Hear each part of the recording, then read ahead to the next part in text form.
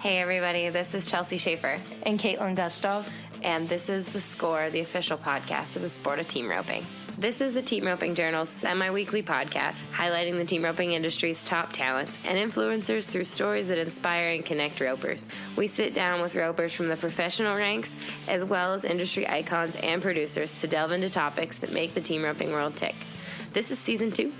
It will feature even deeper interviews, storytelling, and issue-based coverage, and we are so excited you're here.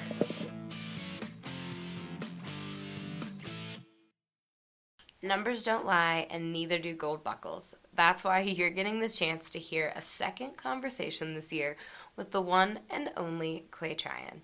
You listened to his episode more than almost any other we've recorded, and that's no accident. His prolific win record is hard to top, and his winning attitude is worth studying and trying to understand. I caught up with him as he prepares to rope with the Thomas and Mack, this time with Jake Long. He'll be the third in his family, and that means brothers Brady and Travis, to head for the quick-throwing Kansas Healer in Vegas. And he's got the same confident swag he's always had going into the finals.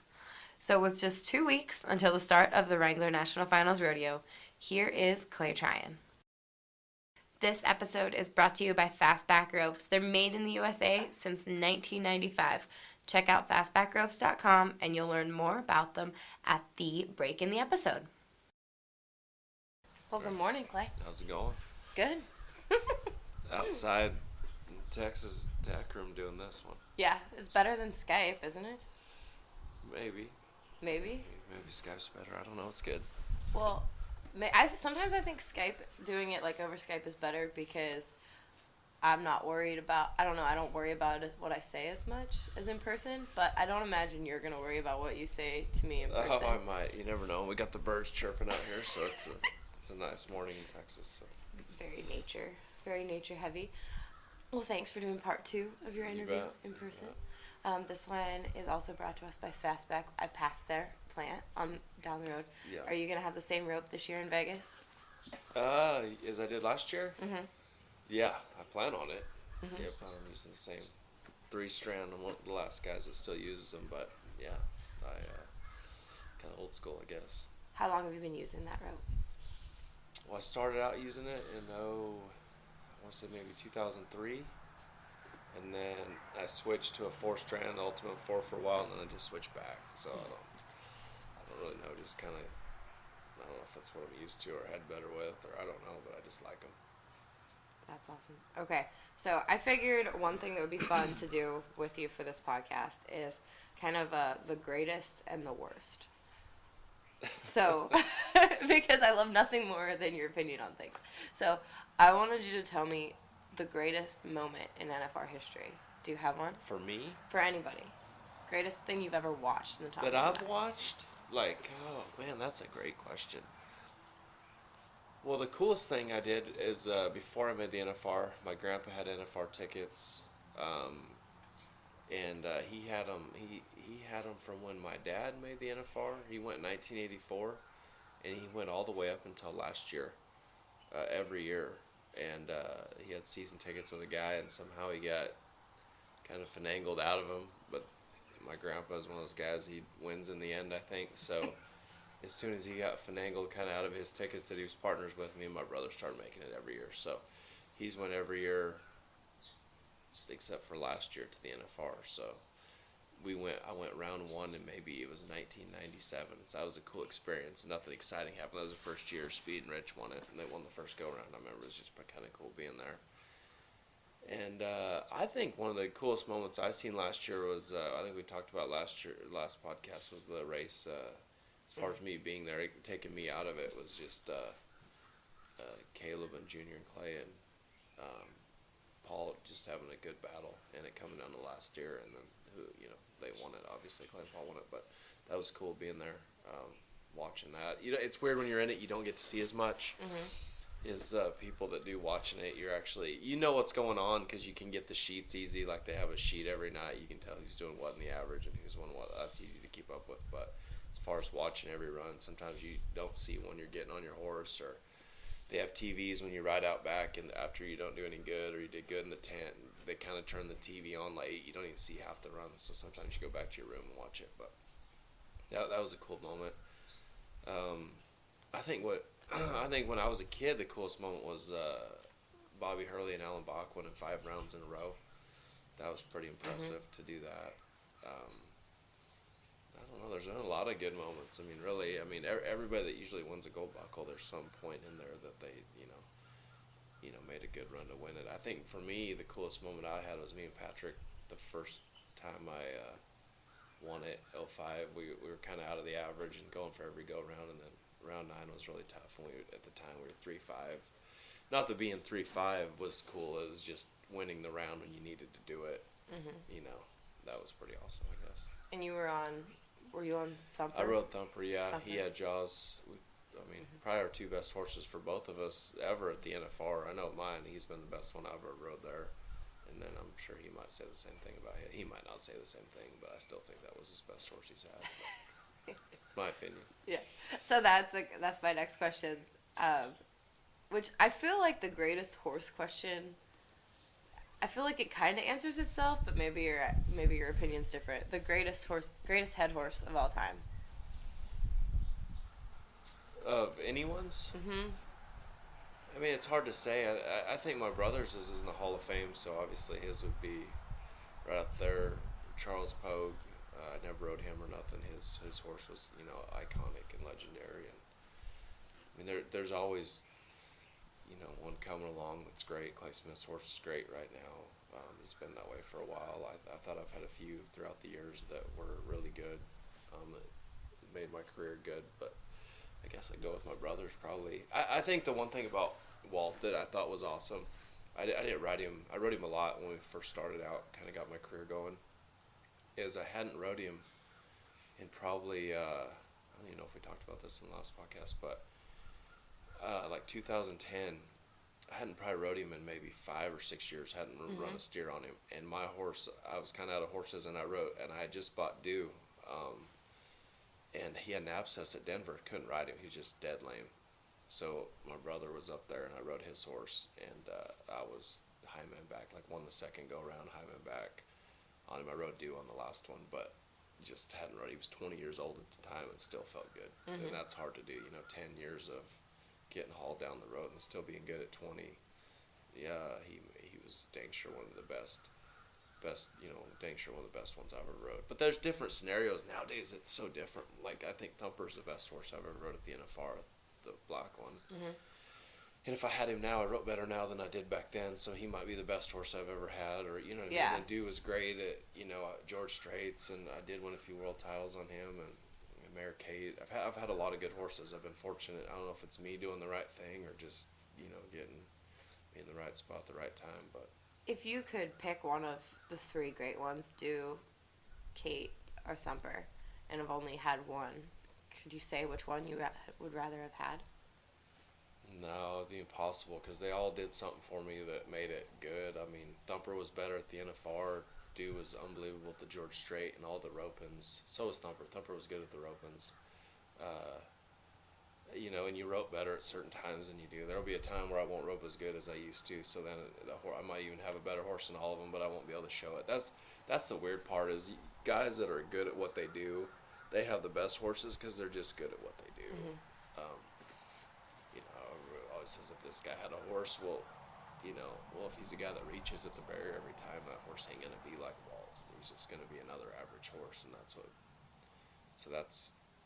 I was joking with Triggers the other day. I was like, you're not going to win Horse of the Year because you don't show him enough. You throw too fast, so it doesn't. You don't know if the horse is any good or not. And it's honestly true. Yeah. Because he has had some good horses, but I'm just saying when you throw so fast, there's no way you can ever win it because no one ever sees the horse.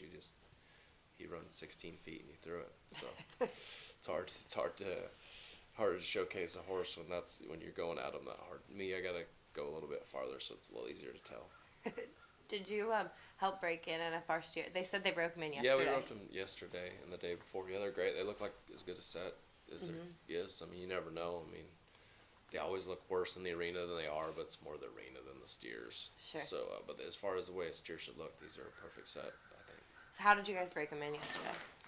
We just roped them, and Well, we roped him a couple times the first day. I mean, we run him down, obviously, and then just had him and heel him, try and do a good job. Everybody does a pretty good job. Everybody kind of knows what they're doing. And I don't know. It worked pretty good. I mean, it's a little bit of a cluster because we had 80 of them, so it was quite a bit. Yeah. So. All right, so the NFR this year. You said you've prepared, you've busted your butt before and had terrible NFRs, and you've barely practiced and had good ones, or not put in the effort. No, so, I mean, I've always put the effort in practicing, but staying rope like that set up a lot. Yeah. I don't know what I'm gonna do yet. I haven't started doing it yet. I think more about the NFR is it's just like any rope in a rodeo. You got to rope you might rope a good BFI one year and then not the next, and the year you rope a good one, you won it. And so I mean, a lot of it's getting off to a good start, being good in the average and all that stuff. But the NFR's weird. I mean, I've had good ones. I've had a lot of bad ones. It's kind of one of my spots where I don't feel like I've roped as good as I could ever, but maybe that's just the way I think. But and I've been there a lot too, so I guess I got a huge sample size. And I guess if you've been there 3 times and done good a couple times, you think you're good there. Well, if you made as much as me, maybe you wouldn't have been good every time. So, but I don't know. I'd like to do better there. That's one spot that's kind of bothered me where I feel like I should have done better than I have. But I mean, we'll see. It's just 1 year at a time, and hopefully, do good this year. And Johnson and Dew are both going, or I don't know. I don't know yet. I don't know what I'm doing yet. Probably take Johnson for sure, but I got another little bay horse I bought that I might take him to. I doubt Dew's getting too old. I don't know. I haven't rodeoed on him much. I just jackpot on him a little bit, kind of around Texas. Just getting too old, but he's still pretty good. I might even run a few on him today, just kind of keep him in shape, keep him going. But I rode him yesterday, honestly. So. You're horse shopping? Are you always horse shopping? You said somebody is coming to. Oh yeah. You're trying horse here. More than you think. Yeah.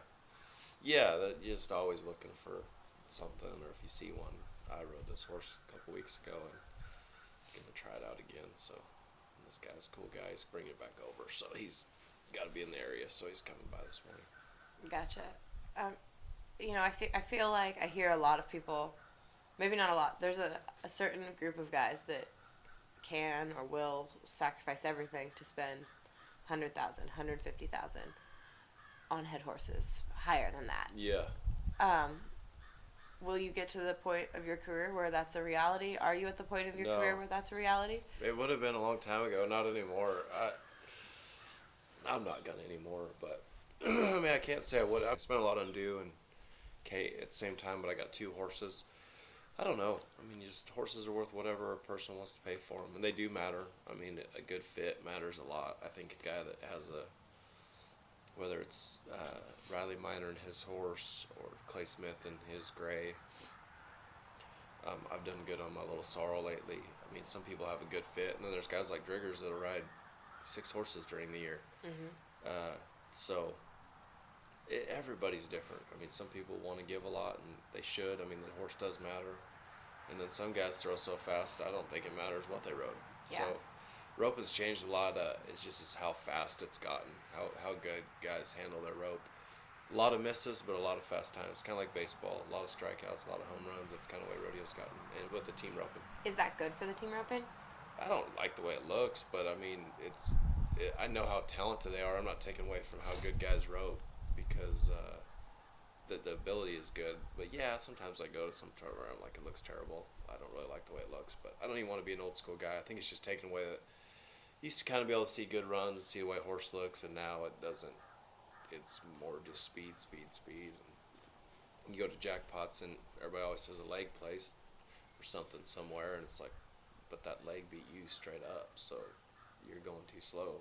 Yeah. And, I mean, it's not like, I don't know. So it's just changing, and I don't think it's going back. It's not going back.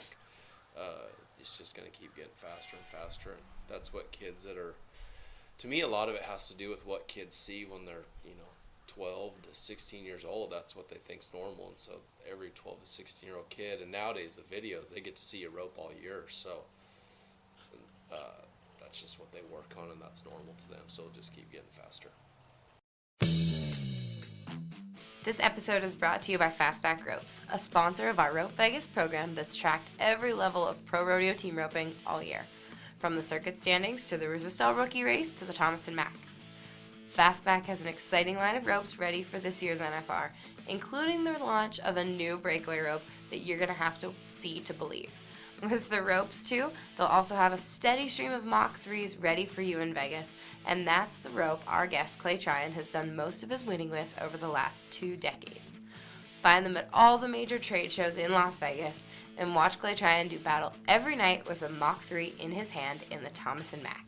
Remember, visit fastbackropes.com to find out where you can find a retailer, to shop for ropes, and to learn more about these made in the USA ropes.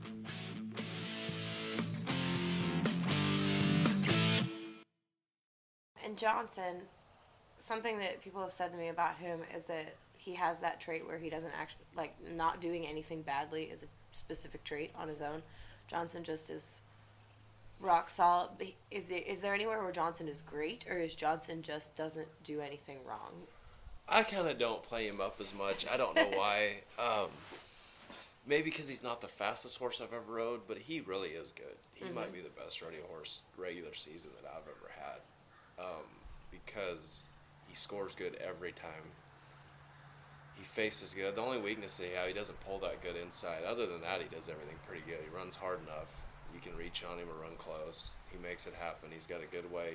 You make good runs. You're always pretty fast. So I don't play him up because he doesn't seem like he's the fastest horse that ever lived. And it seems like, for people to think it's the best horse, it's got to be like Riley's, fast horse, or Clay Smith's great. A couple of years ago, it was unbelievably fast. He still is, but he is he doesn't mess up. He's one of my favorites. He's tough. I ride him all the time. So yeah, I do think he's been a pretty good horse. He just doesn't have the superstar qualities, but roping's changing. It's not about the fastest horse that ever lived, but he scores good every time. He faces good, outside, unbelievable. He does a lot of things really good, and he does it every time. He doesn't ever hardly screw up. I see him, I see them more in pictures than I see in videos, because I get the pictures from the photographers. Yeah. And there's absolutely, when I'm going through to choose photos to use for big spreads or covers, I don't ever pick Johnson, because it doesn't ever look like he's doing anything. He doesn't look outstanding, but you're always catching and you're always winning. There's nothing flashy about him, I guess. Oh, I think there's flashy when you see me go all the time facing and stuff. And the people that wrote good know. But, I won this year alone. I won the Lone Star Shoot on him, Jade, short score, short setup. I won the Windy Ryan on him, long score. I won the roping in North Dakota, short score, kind of a small arena, even smaller than the Lone Star deal, and then I won a long score at won the West Star Roping. Yeah. All in the same horse. Well, all those horses I talked about, they were all there too. Yeah. So, and I'm 40, not 28. So the horse has got to be good, and that's why. I just don't. People like to brag on their horses. I don't. I think he's really good, and it's all about. You know what it is? It's all about winning. It doesn't matter the rest of it. Yeah. And the reason he placed in horse year this year 1 second, which is cool because. The only guys that were ahead of me, Clay Smith's horse doesn't have papers. Coleman Proctor won all his money at one spot, and Riley kind of did the same a little bit. And so, or Riley was behind me, I guess. Who else was ahead of me?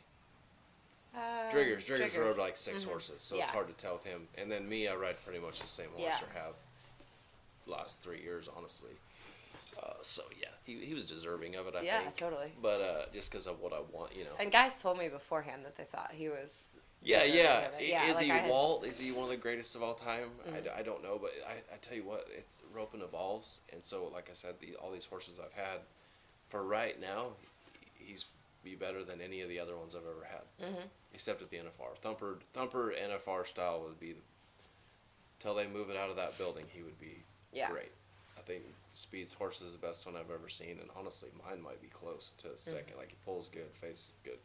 So that's kind of where, roping changed. But there's not very many good horses at the NFR if you know what you're watching for. People don't know what they're watching for, but if you do know, there's not very many good ones because it's a hard. And they're roping smaller steers this year, which will help. Because I think the last few years, even though I won a few gold buckles when they were just out of hand. Roping the biggest steers you do all year in the smallest arena made no sense to me. But it shouldn't be like this year. It should be back to Times might get really fast though, because of the steers this year. But no, we'll wait and see. You can say no, but as far as Jake and Danifar, do you think? I mean, what do you think? How do you think your run's going to come together with Jake at the NFR? I don't know. It's a kind of wait and see deal. I mean, you try to have a game plan, and I kind of have one. I'm not going to really tell you what it is, but if you execute it, both guys got to be on now. That's the thing about roping. The times are so fast at the NFR that the days, I mean, not taking anything away because they won 8 in a row and they'll never be done again, but Speed and Rich would be off a little bit. They'd just go catch one and be 5-1 and win 4th in a round.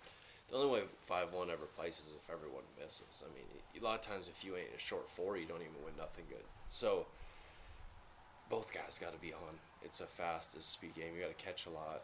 You probably need to do good in the average. So, I mean, it's however you want to rope it. You can't miss a lot, but yeah, you got to make a lot of good runs. I mean, to me, it's just like roping a jackpot, except it's a rodeo. It's a 10-head jackpot, and the rounds matter a lot. And like I said, some good guys have good years and do great, and then the next year they don't. There's no the young guys, if they have one good year, they think they're going to do good every year, and they're wrong. They'll figure it out. You know, it's just part of being young. And then, you know, old guys sometimes go for the average, which I think it's cool to win the NFR average, but I think it's cooler to, you know, it's better to win it. I mean, it really doesn't mean. Yeah. Some guys have won it, just win for it. I mean, that ain't good for you, but. You know, guys like last year that were going for it, winning it, what matters is who wins the most money there, not if you won the average or not. Yeah. Speaking of young guys, who are you excited to watch in Vegas this year? There's quite a few young guys that made it. Oh, I don't know. They're all good nowadays. Mm-hmm. I mean, they're all so much more advanced. I mean, I don't know. There's not one. I compete against them, so I don't really care. It doesn't really matter to me. But they're kids are just more advanced, you know, nowadays, just because of the videos, and they've been around. They all know each other before they started.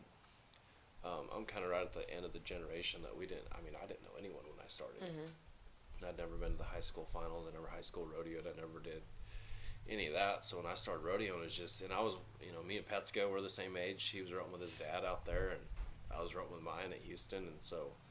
He's about the only one. We were both 18 years old, and at Houston, I didn't even rodeo that year. I just went to Denver and made it.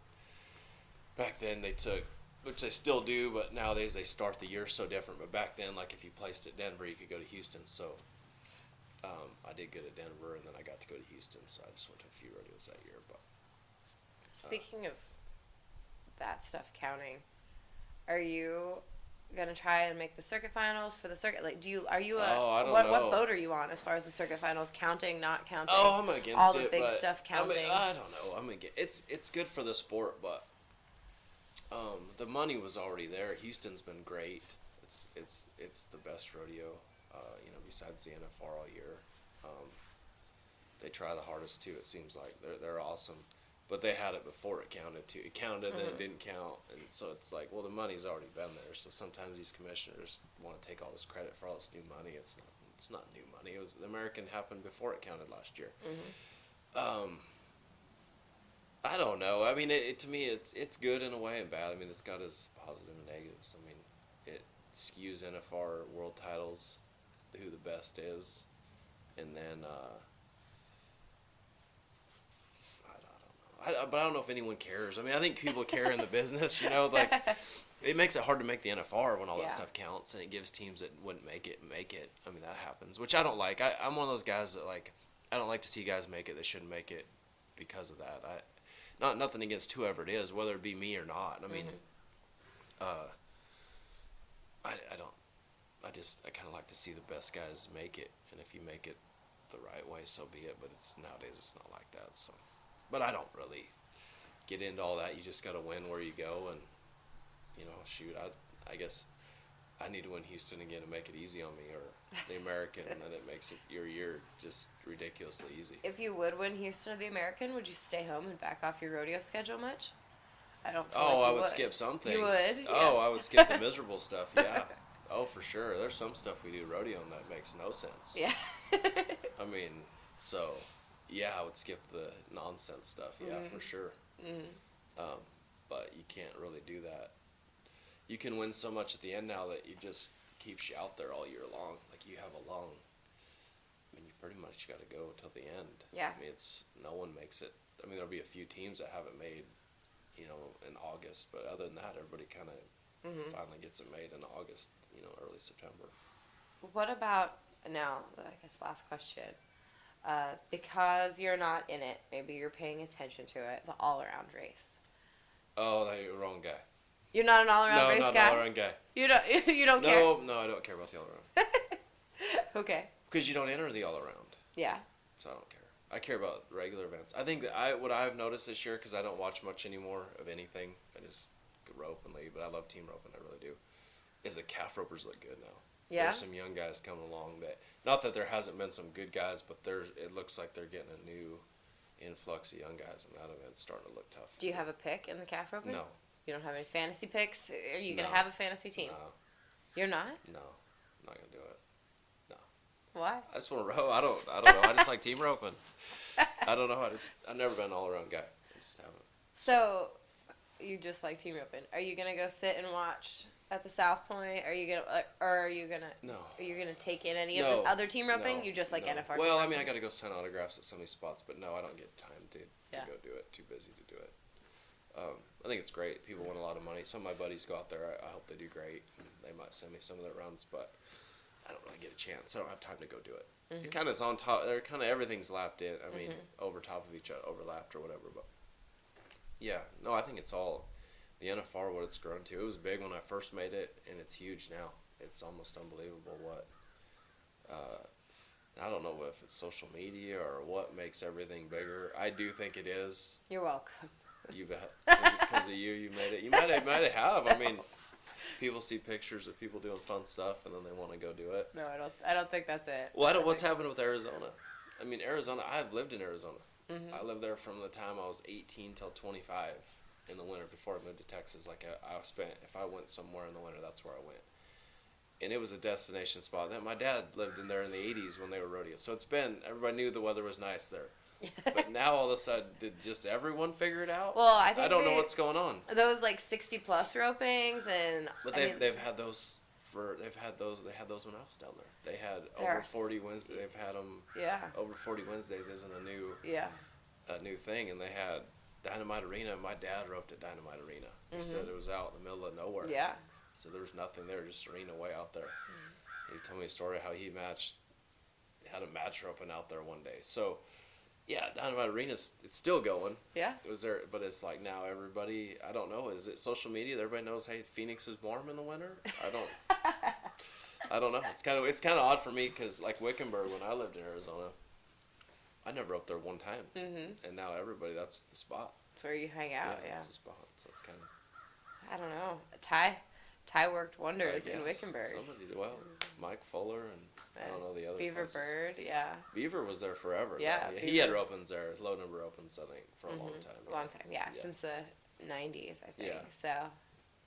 Yeah, Arizona's amazing now. What it's turned into. Are you gonna go before the finals? Go for like the week, Vegas week? I'm not gonna go. No, I've been going to Jackpot a day over here in Texas. There's a lot of them here. Do you just love it, or you jackpot it out like all the time? I like it. I like jackpot, and I think it makes you good. Yeah. It makes you good at rodeo, and I think it makes you good when the big jackpots come around. Who are your jackpot partners right now? Jake Long and Jade. So, those two. But they haven't been very good. But Jiggers' roping's coming up. The jackpots haven't been very good, or Jake Long and Jade haven't been very good? No. They're good all the time. No, they've been just kind of, everybody's been all over the map. But some have been good. There's been a couple good ones. They have a lot of them down here. So, and they're all right around where we live right here. So, yeah, we see a lot of these guys all the time. Perfect. Well, thank you for part 2. You bet. You were nice to me again. You didn't. I was good. I thought maybe you would come at me a little bit more, so I'm glad. No, I'm not going to come at you on air. Maybe off air I'll rant to you a little bit, but no, we're good. Perfect. Thanks, Clay. You bet. Thanks. Thanks again to Fastback Ropes for bringing us this episode with Clay Tryan. Remember, you can watch him in the Thomas Mack with his Mach 3, and we will talk at you later in the week.